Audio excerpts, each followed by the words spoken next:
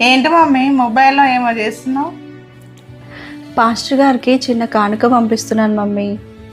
నేను అడిగితే డబ్బులు వెళ్ళేవన్నావు, ఇప్పుడు కానుక ఎలా ఇస్తున్నావు? ఫ్రెండ్ దగ్గర అడిగి తీసుకున్నా మమ్మీ. ఇప్పుడు సంఘానికి చాలా అవసరం. దేవుడు ఇప్పుడు నీతో మాట్లాడా ఇవ్వమని? మమ్మీ, నువ్వు భోజనం చేసావా? ఆ, నీలాగా నేను ఎప్పుడో చేశా. ఆ, చేసావా? దేవుడు మాట్లాడా భోజనం చేయమని? ఆకలేస్తే అన్నం తినడానికి దేవుడు చెప్పాలా? అవునా? మరి స్నానం చేసావా? చేశాను. అయితే ఏంటి? స్నానం చేయమని దేవుడు మాట్లాడా మమ్మీ? ఏం అడుగుతున్నావు రెబకా? తలకాయ ఉందా? స్నానం చేయడానికి దేవుడు మాట్లాడడం ఏంటి? అడిగిన దానికి చెప్పు మమ్మీ.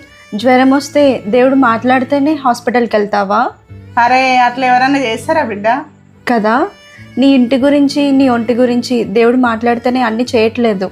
నువ్వేం చేయాలో, నీ శరీరాన్ని గూర్చిన బాధ్యత ఏంటో దేవుడు నీకు జ్ఞానం ఇచ్చారు.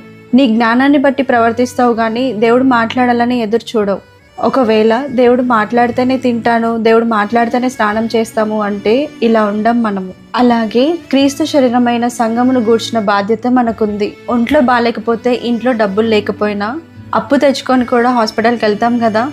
అలాగే దేవుని శరీరమైన సంఘం కోసం కొన్నిసార్లు అప్పు చేస్తే తప్పేంటి మమ్మీ?